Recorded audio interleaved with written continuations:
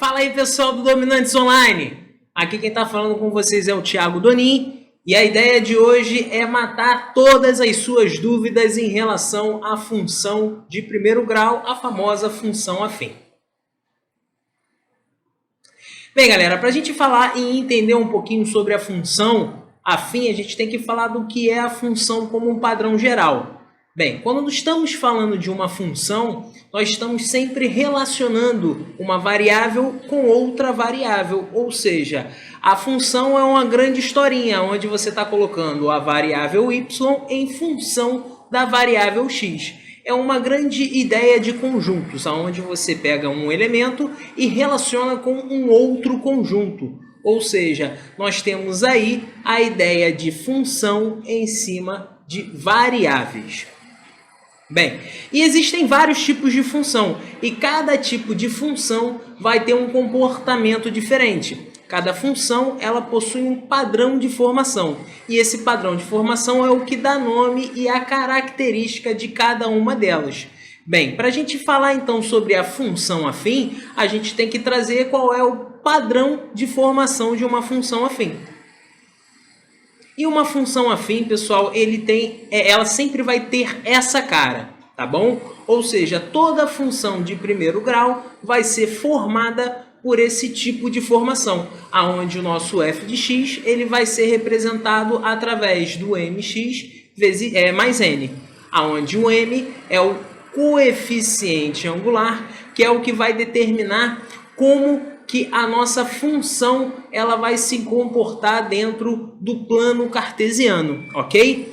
Bem, só para trazer uma ideia aqui bem básica, essa função ela precisa ter o seu m e o seu n como números reais, ok? E o m ele obrigatoriamente vai ter que ser diferente de zero, ok? Uma das principais características que a gente tem de uma função é a possibilidade que ela tem em se transformar em um gráfico, ou seja, de ser representada através de um gráfico.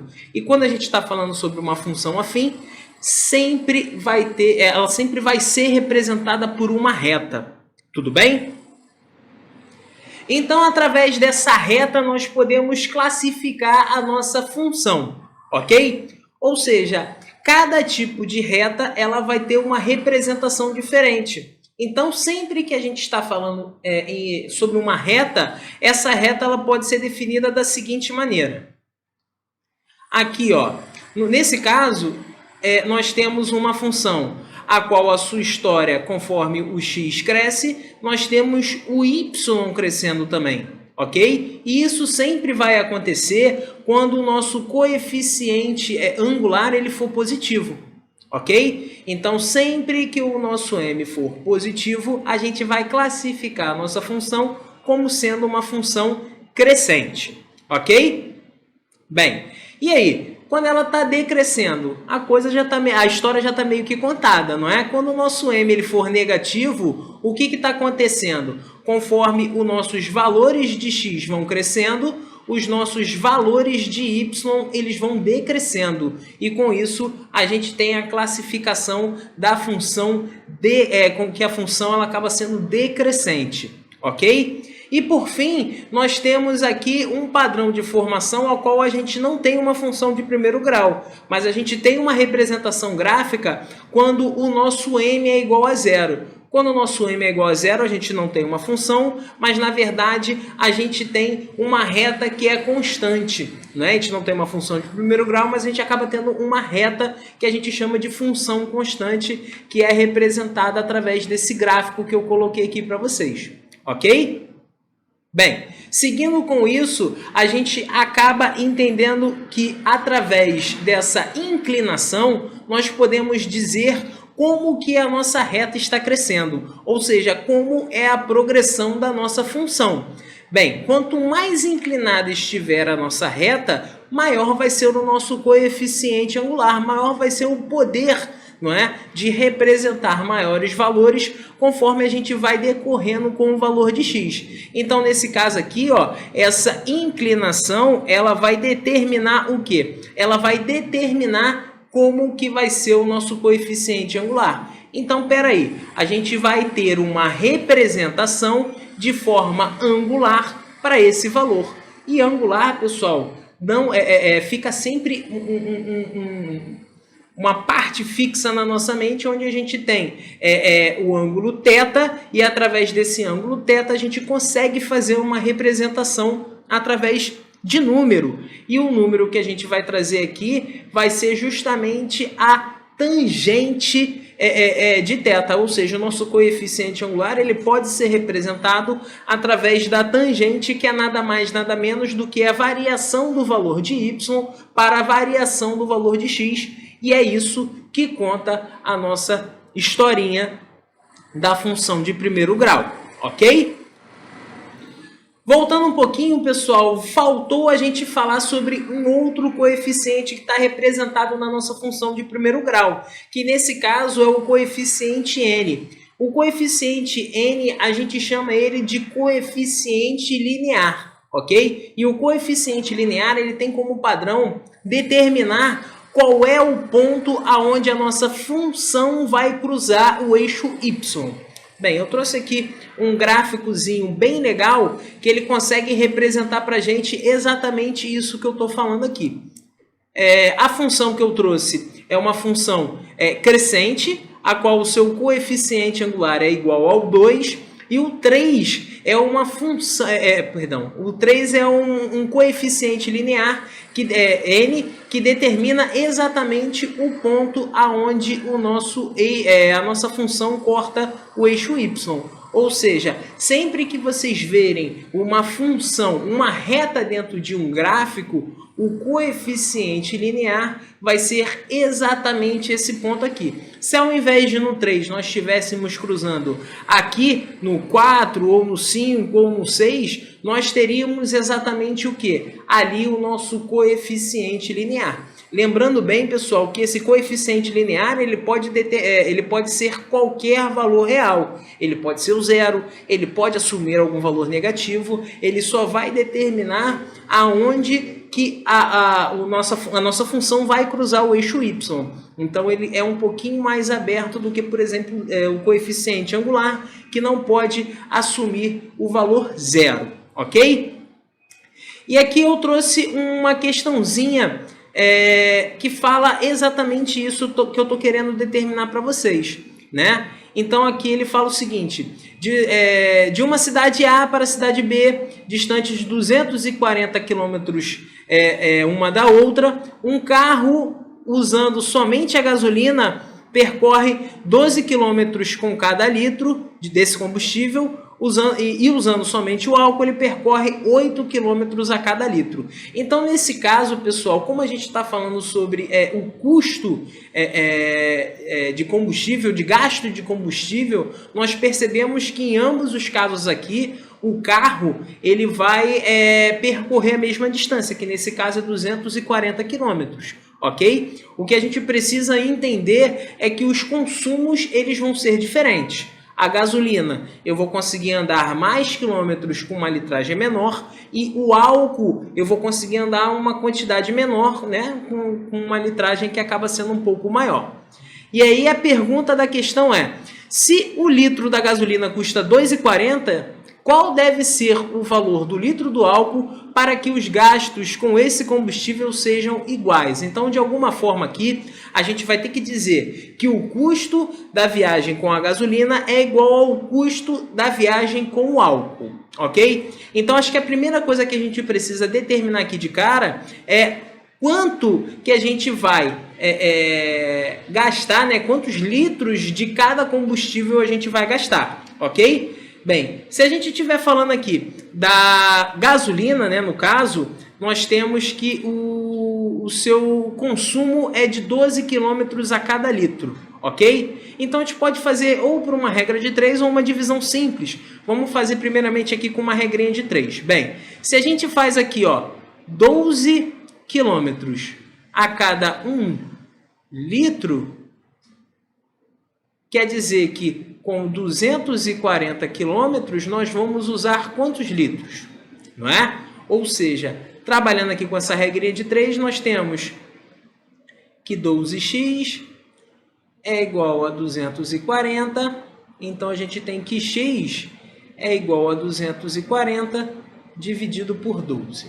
Então, esse X, ele vai ser 20. 20 o quê? 20 litros.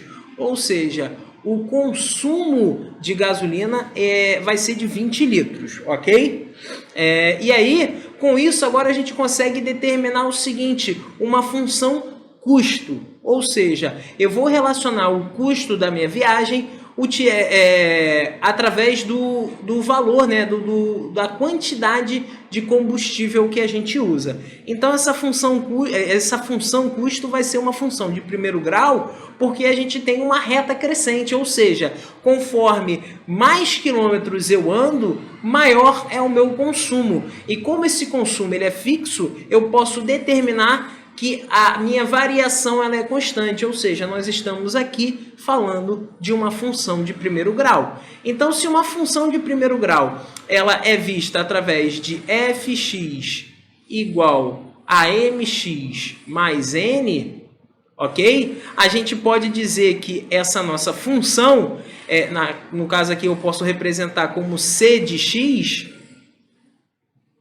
ela vai ser representada de que forma? Bem, x aqui, ela vai ser o número de litros que eu vou usar. É a minha variável nesse caso. Então, conforme mais eu estou consumindo, quanto mais litros de combustível eu consumo, maior acaba sendo o meu custo. Então, nesse caso, a minha variável x ela é representada pelo número de litros. E qual é o valor que nós temos para a variação de cada litro? Bem, vai ser o custo, na verdade, de cada litro de gasolina que a gente usa. Ou seja, o nosso M, nesse caso, vai ser 2,40 ou 2,4 e X vai ser exatamente a quantidade de litros que a gente vai usar. Bem, pessoal, por que eu quis representar aqui essa função, fazer essa continha aqui através dessa função? Porque nesse caso aqui, a gente poderia ter, sei lá, um consumo mínimo, não é? Para que a gente conseguisse, por exemplo, fazer com que o nosso carro rodasse. Né? Se a gente parar para pensar, o carro ele pode parar durante vários momentos e esses vários momentos a gente vai ter um consumo mínimo, como se fosse um ar-condicionado ligado. Então a gente pode dizer que nesse caso não vai ter esse custo, mas a gente poderia ter um custo fixo associado à nossa questão. Nesse caso, o valor inicial para esse custo ele seria zero, porque nesse caso o único custo que eu tenho ele é através da nossa locomoção, ou seja, esse valor de X ele acaba sendo o único que vai determinar o custo total da nossa viagem, ok? E aí no caso do álcool, pessoal, como é que a gente vai fazer? Bem, a diferença aqui é que ao invés de ser 12 km a cada litro, nós estamos com 8 km a cada litro. Seguindo a mesma regra de formação, nós temos que 8 está para 1 litro, da mesma forma que 240 vai estar para X. Tudo bem? Então, a gente tem que, nesse caso aqui, 8x vai ser igual a 240. E aí, a gente consegue descobrir o número de litros de álcool que a gente vai utilizar. Então, x ele vai ser 240 dividido por 8, ou seja, x vai ser 30 litros de álcool, ok? E com isso a gente pode de novo criar uma função custo, ok? Vou fazer um pouquinho mais direto agora. A nossa função custo, ela depende de x, onde esse x é o número de litros que a gente usa. E aí, qual vai ser a jogada aqui? A jogada é a gente descobrir exatamente o quê? O custo desse álcool. E o custo desse álcool eu vou determinar aqui como sendo o M. E x é o número de litros que a gente está utilizando. Ok? E aí, o que a gente vai representar aqui? A gente vai representar que o custo da gasolina vai ser igual ao custo do álcool. Ou seja, 2,4 vezes x vai ser igual a m vezes x. Entendendo que esse x aqui, esses dois x's, eles são diferentes. Ou seja, eu posso dizer que esse aqui é um linha e o outro é o não linha, não vai fazer diferença para a gente nesse momento, mas é só para determinar que um está ligado à gasolina e o outro está ligado a álcool, ok? Então nós temos aqui, ó, a gente já tem um valor de x para cada uma, ou seja, 2,4 vezes 20 é igual a M, que eu quero descobrir, vezes a litragem que a gente tem de álcool, que nesse exercício foi de 30, tudo bem? Então a gente tem que M é igual a 2,4 ou 2,40 vezes 20 dividido por 30, ok? E aí, pessoal, virou matemáticazinha simples. Eu posso cortar esse zero com esse zero, simplificar 2,40 com 3, a qual tem o 0,8, e 0,8 vezes 2 vai dar exatamente 1,6, ou seja, o custo do álcool, nesse caso, vai ser de R$ 1,60.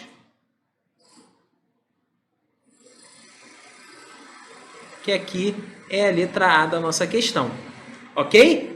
Pessoal, lembre-se sempre que anexado à nossa plataforma nós temos alguns exercícios comentados. Não deixem de dar uma olhada lá. Fiquem com Deus e bom estudo!